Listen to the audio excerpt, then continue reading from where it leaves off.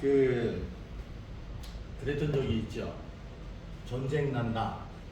그래가지고 사람들이 사재기를 해가지고 동네 슈퍼마켓 가면 진열대의 물건이 동이 나는 그런 때가 있었습니다. 라면을 막 몇 박스씩 쌓아놓고 부탄가스, 뭐 치약, 칫솔 이런 생필품, 뭐 이런 것들을 다 집에다가 막 쌓는 거예요. 그게 왜 그러냐면 전쟁이 난다는 소문이 나니까 두렵고 또 미리 막 준비하는. 그래서 그걸 보면서 야, 한국 사람들 준비태세 좋다.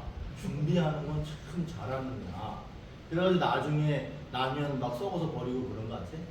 많이 쌓았다가 다 소비를 못 해가지고 나중에 막 버리고 날짜 지나고 그런 적이 있었습니다. 그런데 이제 저는 그런 걸 보면서 신앙인이니까 그런 생각을 해보는 거예요. 우리가 이 땅에서 살 날이 정해져 있고 시간이 지나면 저 하나님 나라에 가야 되는데 과연 하나님 나라가 가까이 왔습니다. 여러분 이제 조금 있으면 하나님 나라에 들어가셔야 됩니다 라고 말할 때 과연 우리는 그 하나님 나라에 들어갈 영혼을 잘 준비하고 있느냐 그런 생각을 해봤습니다. 여러분 뭐 라면을 사놓고 치약 칫솔을 사놓고 이런 거 부탄가스를 사놓고 이런 것도 중요하지만 항상 언제든 천국이 내 앞에 있고 내가 천국에 언제 들어갈지 모른다라고 하는 그런 예고 경고 앞에 서 계시기를 바랍니다. 그래서 항상 언제든 천국에 들어갈 준비 태세가 되어져 있어야 돼요. 저는 이렇게 보면 아직 뭐 천국 갈 나이가 뭐 아직 안 돼 있잖아요. 근데 저는 무슨 생각을 늘 하느냐 하면 제가 이 세상 사는 동안에 인간관계를 좀 잘 하려고 합니다. 왜 그러냐 하면 천국 가면 만나게 되어 있어요. 특별히 교회 안에서 이렇게 있던 분들은 잘났든 못났든 믿음이 높든 낮든 그 사람은 예수 믿으면 다 천국 가요. 결국 거기 가서 만나게 돼 있어. 그랬을 때 그를 만났을 때 우리가 천국 가서 얼굴 붉힐 필요 없잖아. 그리고 싫은 소리 할 것도 없고 외면할 수도 없는 거기 때문에 이 땅에 사는 동안에 인간관계를 잘하고 물론 하나님과 관계를 잘하셔야 되겠지만 인간관계로 잘하고 잘 준비하는 그런 삶을 살아야 되겠다 늘 그런 생각을 합니다. 나중에 천국 가면 결국에 우리 다 만나요. 다 만나서 뵙게 될 거예요. 그렇기 때문에 서로 이렇게 잘 대해 주시고 서로 사이좋게 잘 지내시고 그리고 여기서 끝나는 게 아니라 천국 가서 다시 만난다는 그런 마음으로 잘 준비하면서 그렇게 살아갔으면 좋겠습니다. 자, 오늘 우리가 아침에도 말씀을 나누었는데 그 나눈 말씀 중에서 중요한 게 뭐냐 하면 뭐 다 중요하지만 이 마리아라고 하는 사람이 노래를 불렀는데 그 노래의 내용이 무엇이냐가 중요한 거예요. 노래의 내용이 중요한데 노래의 내용이 사실은 뭐냐 하면 48절이에요. 48절 한번 보실까요? 48절 내용을 같이 읽어볼게요. 시작. 그의 여종의 비천함을 돌보셨습니다. 보라, 이제 후로는 만세의 날을 복이 있다 일컬으리로다. 이 마리아가 뭐라고 얘기하냐면 자신의 비천함을 돌보셨다는 거예요. 여기서 이 비천함이라고 하는 게 무슨 말이에요? 나는 비천하다 라고 하는 것은 뭐예요? 나는 뭐 천하다 이런 얘기지만 사실은 그때 사회상으로 볼 때 신분이 낮은 사람, 말하지 않아도 저 사람은 그 지역에서 마을에서 좀 수준이 낮은 사람 이렇게 보는 거예요. 그런데 이 마리아가 뭐라고 얘기하느냐 하면 나의 이 비천함을 하나님께서 돌보셨다는 거예요. 그리고 자기에게 복을 주신다는 거예요. 그런데 그 복을 주시는데 그 복이 어떤 복이냐 하면 복인데 어디까지? 만세는 만세 이게 아니라 세월이죠. 세월인데 엄청나게 롱타임이야. 긴 시간 동안에 하나님이 복을 주신다는 거예요. 그런데 이 복은 두 가지였어요. 하나는 뭐냐 하면 마리아라고 하는 이름이 거론되는 거예요. 이름이 거론되는. 지금도 마리아 얘기하고 있잖아요. 이 거론되는 것을 하나님께서 오래도록 거론되게 하신다는 게 하나. 또 하나는 마리아의 후손이 있죠. 후손들에게 하나님께서 계속해서 복을 주신다는 거. 이런 얘기를 하고 있는 거예요. 마리아는 사실은 마리아가 노래를 하는데 그 노래가 자기에게 이루어져야 되는, 자기에게 이루어지는 것을 노래하고 있는 거예요. 자, 신분이 높아졌죠? 비천함을 돌보셨다? 신분이 높아졌죠? 하나님이 복을 주시는데 이 복은 마리아의 이름이 높아지는 것, 그의 후손들이 복을 받고 후손들도 높아지는 것. 여러분, 높아지는 거 할 때, 높음 할 때 믿음 좋은 사람들은 높으면 교만한 거 아닙니까? 낮아지고 겸손해지죠. 그런 의미가 아니야. 세상에서는 겸손하되 하나님이 높여주시는 삶을 살아야 됩니다. 그 얘기를 하고 있는 거예요. 자, 그런데 아침에도 제가 잠깐 말했지만 이 복이라고 하는 것은 하늘, 나라, 복이 있고요. 세상, 복이 있어요. 그래서 존 웨슬리 목사님이 얘기해요. 존 웨슬리가 뭐라고 얘기하느냐면 하늘나라에서 코딱지만한 복이, 아니, 웨슬리가 코딱지라는 말은 안 했어요. 존 웨슬리 목사님이 뭐라 그러냐면 하늘나라에서 가장 작은 복이 세상에서 가장 큰 복보다 크다, 이렇게 얘기를 했어요. 그건 제 얘기가 아니라 누구 얘기예요? 존 웨슬리 얘기예요. 존 웨슬리 목사님이 그 얘기를 해요. 그렇기 때문에 하나님으로부터 우리가 복을 받았다면 그 복은 이 세상이 주는 가장 큰 복보다 더 크다라고 말합니다. 그렇기 때문에 마리아는 지금 무슨 복을 얘기하고 있는 거냐? 세상에서 큰 복을 얘기하고 있는 게 아니고 하나님께서 주시는 가장 작은 복이라도 세상에서 가장 큰 복을 얘기하고 있다는 거예요. 여러분, 여기 계신 우리 온누리교회 사랑하는 모든 분들은 세상에서 가장 큰 것도 받으셨으면 좋겠어요. 그러나 하늘나라에서 가장 작다라고 일컬어지는 그 복을 꼭 받으십시오. 왜냐하면 그것은 세상이 주는 큰 복보다 더 큽니다. 더 크고 위대한 복입니다. 그 얘기를 하고 있는 거예요. 마리아는 이렇게 얘기하고 이것은 하나님이 우리에게 주시는, 오늘 말씀을 통해서 주시는 약속입니다. 그러니까 여기 계신 모든 분들은 이제 높임을 받으실 거예요. 그 말은 하나님 나라의 백성이 되실 겁니다. 그리고 하나님께서 복을 주시는데 아브라함에게 주셨던 복이 아브라함에게 임했고 아브라함의 후손들에게 임했고 그런 복이 우리들에게 이루어질 줄로 믿습니다. 꼭 그렇게 되시길 바랍니다.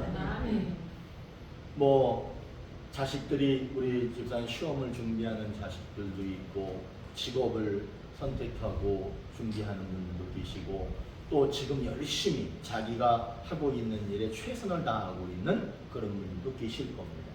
그런데 그런 것들은요 언제나 항상 보장할 수 없습니다. 항상 하나님이 끊임없이 시간 도와주셔야지만 그것을 유지해갈 수 있다는 것을 꼭 기억하십시오. 자, 그러면 하나님이 이 복을 마리아에게 약속하셨고 우리에게도 약속하셨는데 이 복을 받으려면 어떻게 해야 되느냐는 거예요. 그냥 하나님이 옛다 하고 다 주시느냐? 성경은 제가 볼 땐 그렇지 않아요.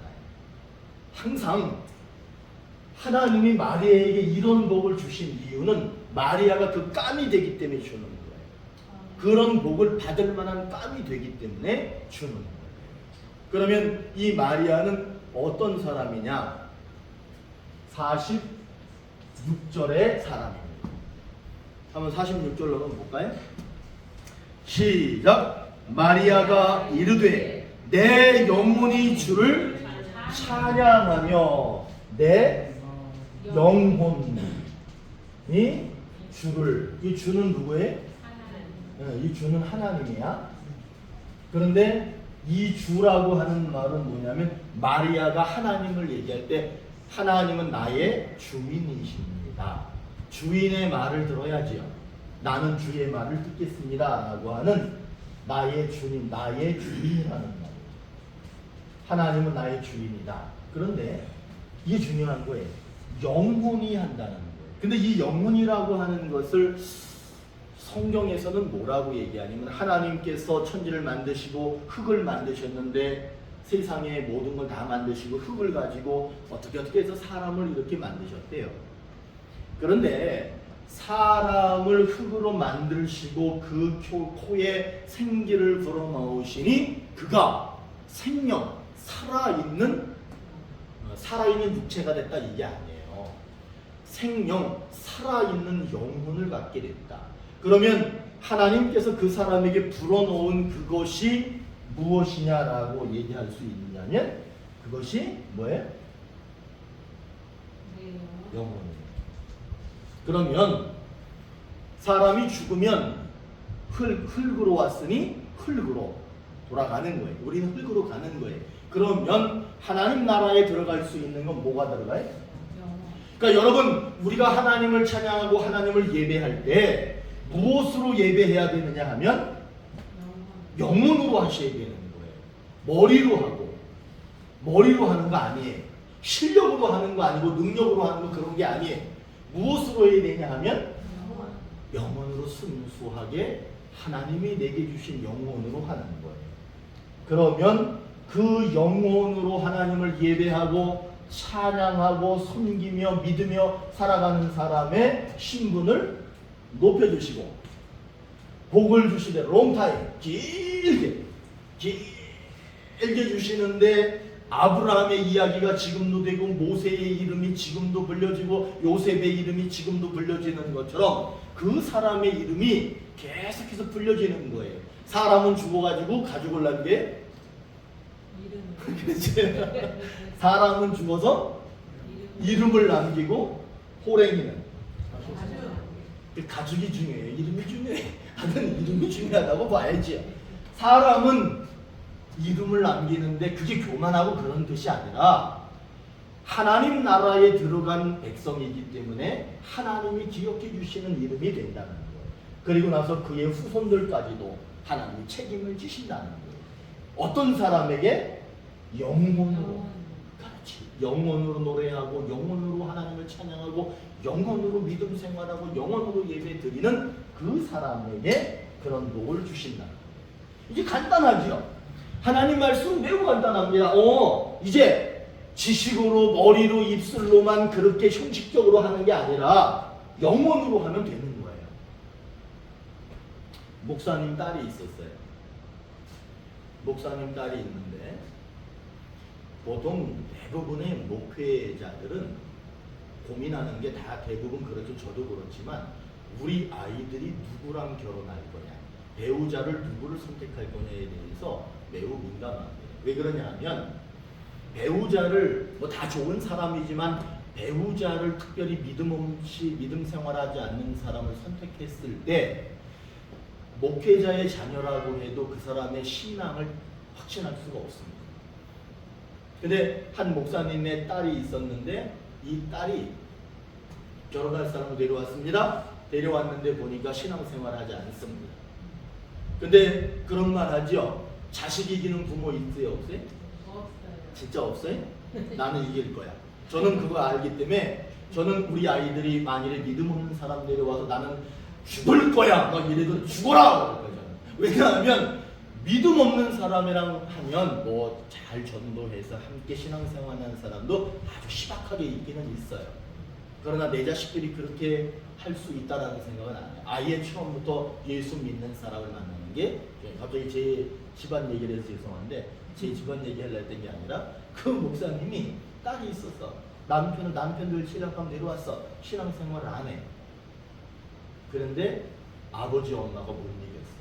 그래서 결혼을 했어요.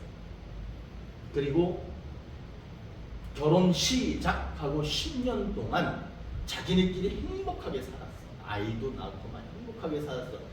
그런데 그 목사님 딸이 교회를 10년 동안 안 다녔어. 왜냐하면 자기가 그 결혼한 배우자를 교회로 데리고 온 게 아니라 지가 세상 속으로 나갔어. 여행 다니고 뭐 즐겁게 행복하게 신나게 살았어요. 어느 날 아들이 죽었어요. 10년쯤 됐을 때 아들이 죽었어.